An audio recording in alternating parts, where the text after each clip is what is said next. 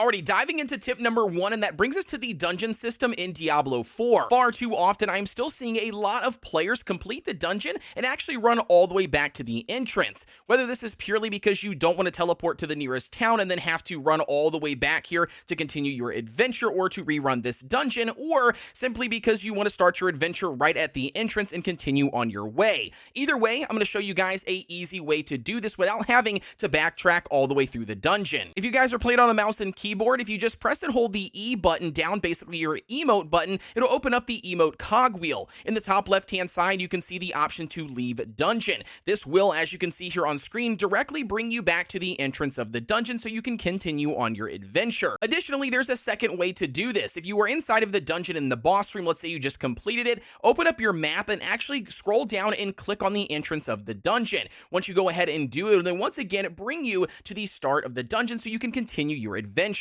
This simple trick is going to save you a ton of time when it comes to backtracking in the individual dungeon just to get to the entrance. There is absolutely no reason why you would need to backtrack unless you're just simply trying to 100% complete that dungeon. Now, diving into the second tip for the video, and that brings us to the potion vendor inside of a town. We'll take Kia Fashad here for example, but either way, right off the bat, I see a lot of players actually neglecting this. The very first one is you should be visiting a potion vendor quite often, because at certain milestones or certain levels, you can actually upgrade your health potions and your mana potions by simply just visiting them, spending a little bit of gold and resources, and increasing their capacity. This is a massive W for every single player, as obviously increasing your potion capacity will allow you to stay alive and potentially even save your life in a pinch. And the second portion to this tip is actually talking about consumables and making sure that you are constantly keeping a potion active at all times. Whether you are a solo player or playing in a group, no matter what, when you consume a potion, every single potion currently has a 5% bonus experience gain for up to 30 minutes, at least for the base potions that we currently have access to. Obviously, as you level up, you will unlock additional tiers when it comes to your potions, but for the general player base that are watching these videos, you want to make sure you at least take advantage of the 5% experience. Now, as far as the secondary stat here, it doesn't really matter, just kind of pick and choose whatever you fancy. I will, however, say if you're going up against the Ashava world boss, something like poison resistance obviously will come in handy. At earlier levels, it might not seem like a big deal when it comes to this 5% gained experience, but I will say, as you increase your overall level, you progress through the individual acts, and you increase your world tier, it is going to make a massive difference in your experience gain and allow you to actually level up quicker. So definitely, you don't want to be not taking advantage of it. Now, diving into tip number 3, and that brings us to opals. Now, opals, as you can see down here at the bottom, is one of the currencies in Diablo 4, and it's very important, especially when it comes to grinding out gear. You specifically use these opals at the gambler inside of something like Kia Fashad. So here, for an example, you can go to him and you can spend this currency to basically get a roll of a random item of choice, depending on which slot you pick on. But either way, you have the ability to get a gray common item or all the way up to a legendary item from the specific gambler. Now, what a lot of players actually don't know is that there is a maximum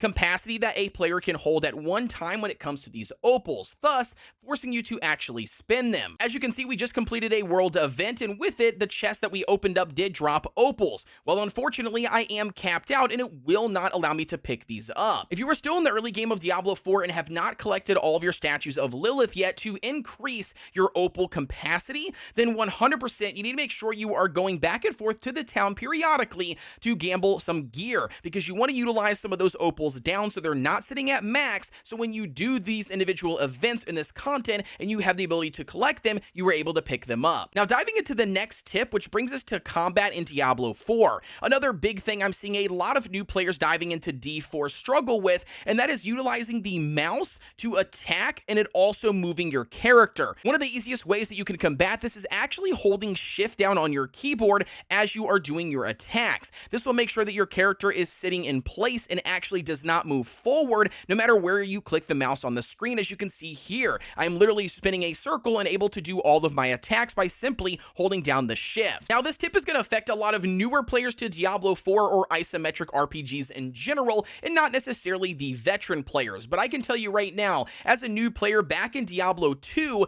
I did struggle a lot with this, trying to get the mechanic down and figure out why could I not attack? Why is my character running closer to the enemy? I'm a sorcerer, I shouldn't be in melee range, and just a variety of different frustrations. So 100% make sure you're taking advantage of holding down the shift button and then utilizing your attacks, especially if you are a ranged class. It'll save you a ton of time and frustration when it comes to killing the monsters. Now, diving into the next tip, and that brings us into salvaging gear. One of the biggest tips that I could offer new players into Diablo 4, or pretty much just any isometric RPG game where you're going to get hordes and hordes of loot, is marking your gear while you're out on your adventure before you actually teleport back to town. And the reason why this is a huge advantage is because it's going to save you a ton of time when you have to teleport in order to disassemble that gear, salvage that gear, or simply sell it. Diablo 4 has the features in place that if you mark your gear as junk, for instance, you could bulk sell it all in one go, or you can bulk disassemble it all in one go. Just like with the other tips, it's going to save you a lot of time when it comes to traveling back and forth to town in your adventure to dump off the gear to get back into the fight. So hopefully you guys found these tips helpful in this video. Don't forget to like, comment, and subscribe here on the channel for everything